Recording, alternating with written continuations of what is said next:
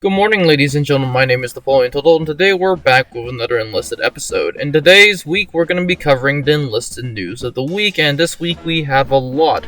These include the new mission river crossing, the new aircraft carriers that will be added in the Pacific, and speaking of the Pacific, they're adding also the Pacific, and a lot of new updates to all the existing campaigns. After that, we have update 0.4.0.53, and for server and PlayStation, that's going to be 22.09.2022. And for the last thing we have are the Twitch drops, but before we start, this video has been made possible for the friends at Discord, and speaking of the Discord, announcement for every one of you is not the fact that I won't be really doing a lot of YouTube recently because there is a thing of something personal, aka I'm starting college. So, in the sense that the number of videos that I'm going to be posting is going to be dramatically cut. So, in the terms of number of videos, expect 2 to 3 videos a week at maximum. And I don't know if the minimum. In some cases, I might not even upload at all. But that is might. But that said, this video has been sponsored through the friends at Discord, meaning that you haven't liked, subscribe, or joined the Discord. I highly suggest that you do. And we're almost at 1K, so that's going to be interesting. But that said, let's get started with this week's Enlisted news. The first thing that we have for this week is the new missions, the river crossing. Assaulting across rivers, this new mission takes place in camouflage bunkers in the forest, and the main obstacles in the way of attacking is a river crossing. So, as it says, it's going to be a river crossing. During the Berlin Strategic Offensive Operation by the Soviet Union, the armies of the USSR and Germany face up against each other in the outskirts of Berlin, mainly on these rivers.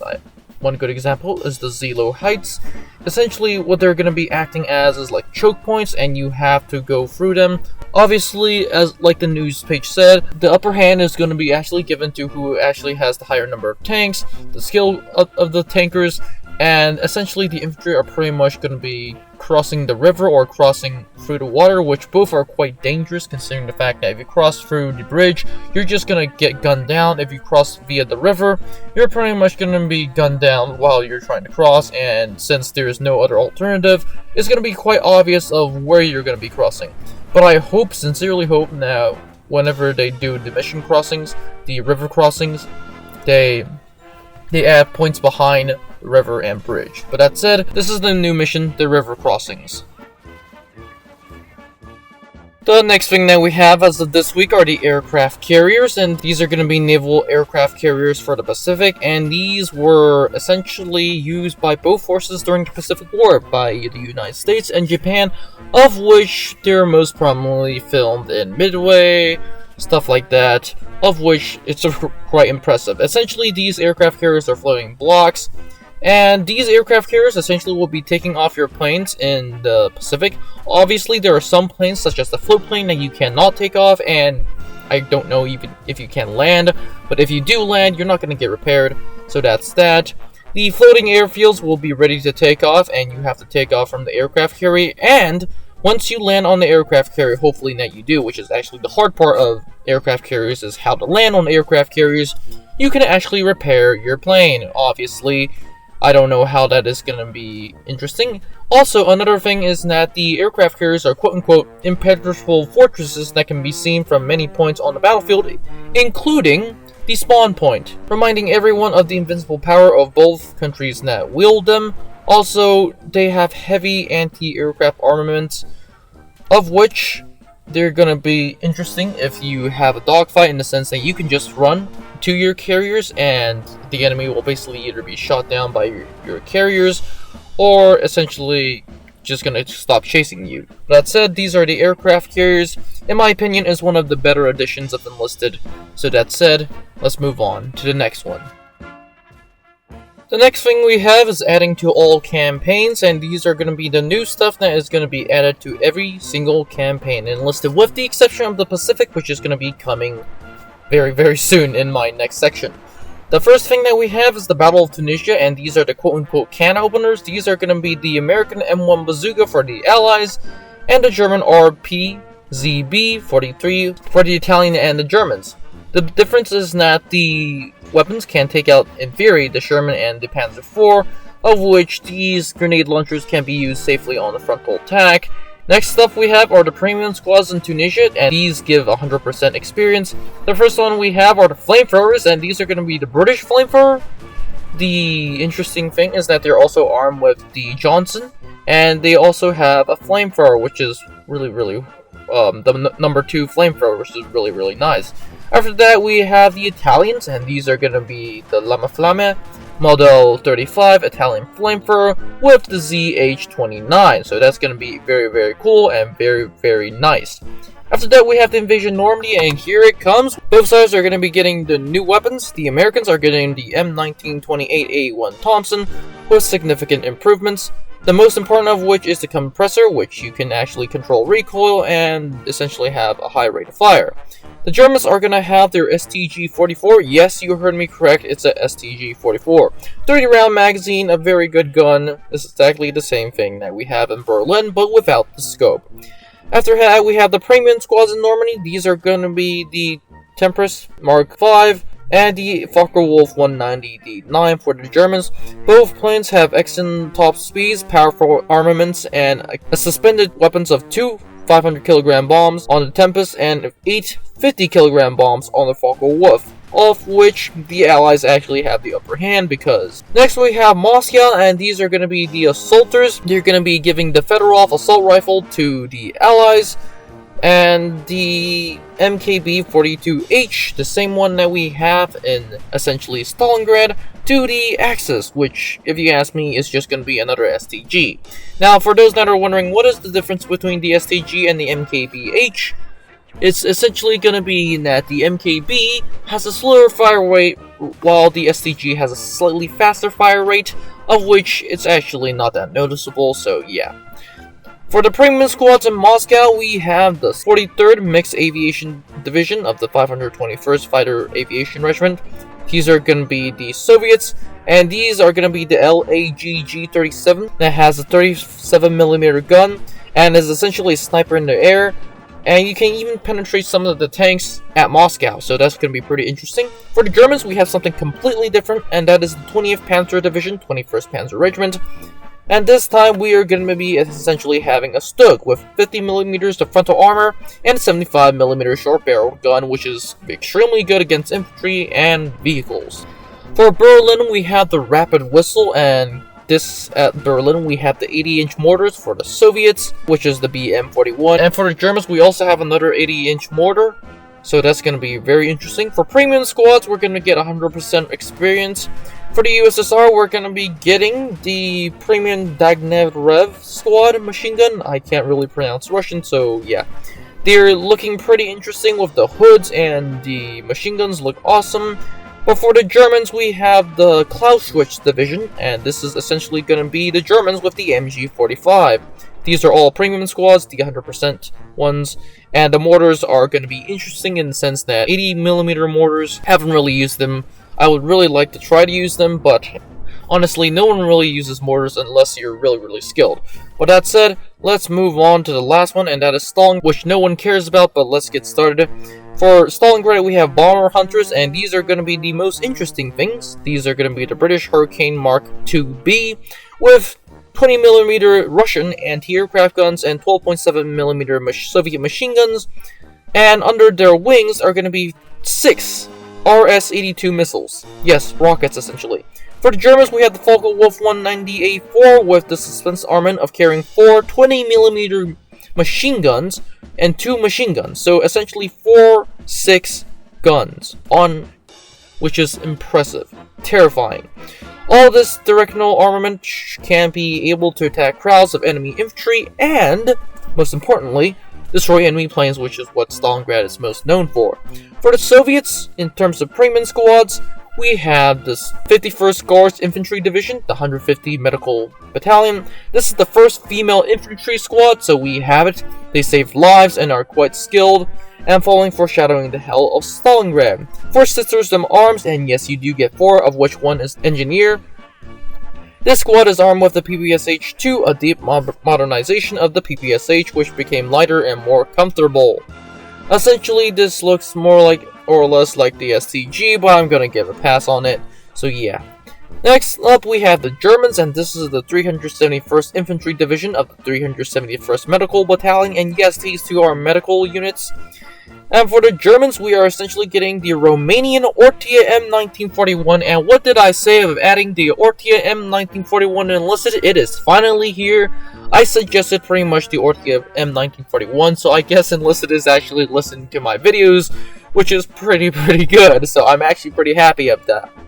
Of which this is, yes, a Romanian SMG that you can add Enlisted, and it has 32 rounds, and you can reload it in a couple of seconds, and both squads have experienced engineers, so that's going to be amazing. What do I think of all of this? Honestly, in my mind, the Tunisia, the can openers, the flamethrowers are going to be an interesting addition. The flamethrowers, I highly suggest that you get them for fun. Preferably the Italian ones, because Italy really suffers, so that's going to be interesting. The anti-tank rockets on the Tunisia is going to be quite interesting in the sense that I don't know if they're going to be using them effectively against tanks, but you expect them to be used effectively. For the Normandy Moscows, they're going to be quite even. Thompson M1928A1 versus STG, of which you probably know which one already wins, but if you haven't figured it out, it's the STG. For premium squads, they're also quite even in the sense that both are pretty good at their own roles, of which the Focke-Wulf has 8 bombs, and the Temperance has 2 bombs, of which they're 500-pound bombs, of which I still believe the Temperance Mark V is going to be having the upper hand. Next, for Moscow, I believe it's going to be the Allies who are going to be slightly on the lower hand in the sense that I would not use the Fedorov, I would rather use the MKB-42H. And for premium squads in Moscow, once again, I think it's really pretty much either way. I'd rather suggest that you use the Stug, because that is actually more useful than a plane with no bombs. After that, Berlin, okay, I don't really care about the mortars. I don't know if you guys care about the mortars, but I certainly don't. And for the premium squads, they're actually the most interesting, considering the fact that they're pretty much balanced. The Clausewitz division, the MG45, is quite interesting in the sense that it is very interesting. It's very cool. Very better, more recoil, everything, like, literally pretty good. It's essentially an upgrade of the MG44. Stalingrad, the bomber hunters are going to be interesting in the sense that the Germans are going to be coming on top in terms of hunting down actual planes, but the Soviets are going to be coming on top in terms of hunting down infantry and, some cases, planes. And for the premium squads, just an interesting addition. The medics are going to be quite interesting, and especially the new female squad, which is also going to be very interesting. But that said, that is all it for the new campaign levels. Let's move on to the Pacific. The most interesting thing as of this week, and the most interesting thing as of the entire Enlisted as of right now, is the new Pacific update is here. As a matter of fact, it was here Thursday, so that's a very interesting thing. I was actually quite surprised that they released it so early, but that said, it's going to be getting very interesting. For those that haven't bought the Special Landing Force Pack, it is extremely good, it is extremely OP. As a matter of fact, I think it favors the Americans, but also does a pretty good job representing the Japanese, so that's going to be pretty good. The new Pacific weapons are going to be already been covered in my last video, so that's going to be interesting. The Japanese and American aircraft carriers, which has been covered earlier in this video, is going to be very interesting. The massive UI rework and the effects rework are going to be very cool. They have been actually covered in my last video too. And probably the most interesting thing from the visual effects is the fact that the bullets, when they hit the ground, they actually feel like they hit the ground and not like just nothing happened. But that said, better graphics and optimization, which is very good. Vehicle decorations have been added to all campaigns, all personal belongings, camouflages, weapons, useful items, and just talisman for lucky for Allied tankers, Axis tankers, and in World War II. Essentially, a lot of things have been added, so that's going to be interesting. My question is now, where the heck are the uniform customizations for your dudes in Normandy, Berlin, Moscow, and Tunisia? But that said, let's move on to the replay feature, which actually has been upgraded, so that's going to be pretty cool. Now on the replays page, you will find a list of recorded battles and filters to help you find your battles or sort by your personal criteria, so that's going to be even better. I don't know if I should use it, but what do you guys think? Should I use the recorder?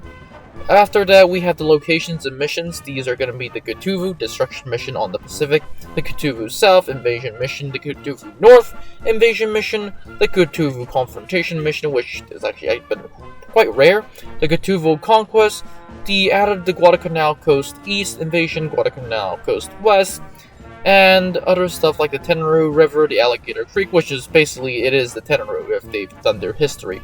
Actually, now that you think about it, the Tenru and the Alligator Creek is actually a little bit apart from each other, so it does make sense why, but in terms of area, they should be covering the exact same area, so I don't know what's going on. They added also a lot of new stuff to the invasion maps for other campaigns, so that's going to be pretty good.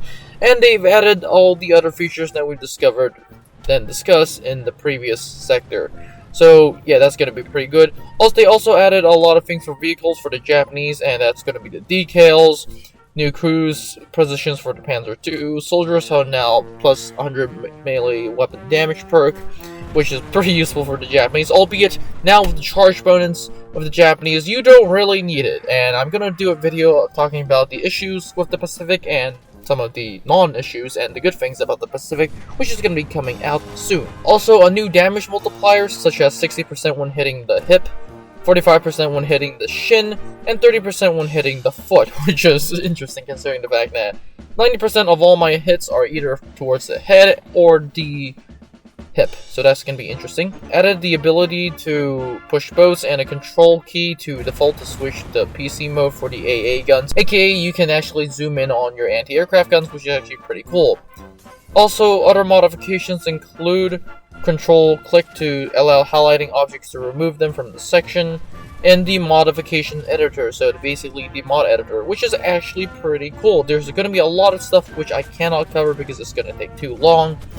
And for controls, it allows you the ability to hold your breath on the keyboard to be toggled on and off by pressing a button and not holding it. After that, we have improvements in Enlisted, which is a lot of stuff. This is pretty much a lot of the best stuff that you can get for Enlisted. Really, really cool. The Pacific is really, really amazing. I really like it, albeit you can instantly argue that it is going to be unfair for both sides, and it is going to be slightly uneven, but we're going to be talking about that in my Pacific issues video. There are going to be a lot of fixes, but that said, this is all it for the Pacific, guys. Let's move on to update 0.4.0.53. The next thing that we have is update 0.4.0.53, or for server updates 22.09.2022 for Xbox and PlayStation. These are going to give a lot of balancing to small caliber machine guns and small caliber cannons, aka most notably the anti-aircraft guns. These include 7mm machine guns has a gun cooldown without overheating of 7 seconds, machine gun barrel change after overheating of 12 seconds, operating overheating in 7 seconds of constant firing, so it's gonna be interesting. 12mm machine guns has a reload of 12 and machine gun cooldown of 8, machine gun barrel change of 16, overheating of 4, and a lot of these stuff are going to be a lot of interesting stuff for the 20mm cannons, 20mm cannons on the German tanks, the flat guns, the Soviet-Japanese machine guns, everything. They've done a lot of changes. Other changes include bug fixes such as the crew of the Ta-Se SPAG now sits a bit lower in the turret, weakened optics protection at the front of the M13 SPAG face shooter, and made general balances adjustment to the Battle of Pacific general missions, which, let's be honest, they should have done it with the Pacific update, but I'm pretty fine with it.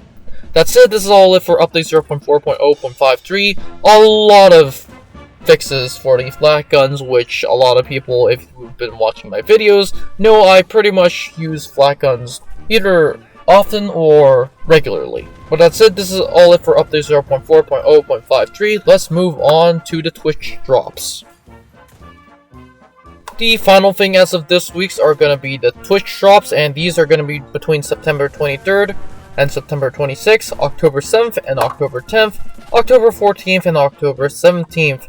The following rewards can be attained by watching streams from September 23rd until September 26th. These include for the Axis, an special engraved Type 14 in the Pacific campaign, for the Allies, a special engraved Smith & Wesson M1917 revolver, for essentially the Allies. 4 tickets are required for 1 weapon. The rewards for watching streams from October 7th until October 10th are going to be Camouflage M2A4 tank in the Pacific Ocean, and Bronze Orders and Weapons for Soldiers. For watching streams on October 14th until October 17th, these are going to be the tickets for the soldiers Funakasa Hiroshi in the Battle of the Pacific, and Civil Orders for Weapons and Soldiers, of which 4 tickets are required for the Soldier Hero. What are Twitch drops? They're essentially things that you can watch the streams. All you have to do is to watch streams that are labeled dropped enabled, and you're going to be essentially getting drops. Don't forget to link your Enlisted account to the Twitch account, so that's going to be interesting. But that said, these are pretty good rewards. Obviously, they're not the best. I'm pretty happy that the Japanese get a unique soldier, but I'm also pretty sad that the Americans get a steward while the Japanese get a soldier.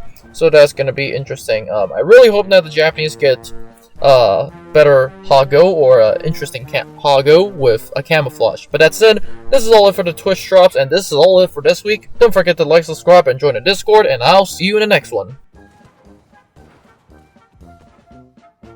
Now before you leave, I would like to thank you very much for watching this video. I would be honored if you could like and subscribe to the channel. Remember, more videos are coming out, so it is a good idea to click on that notification button. Anyways, have a great day, and I'll see you in the next one.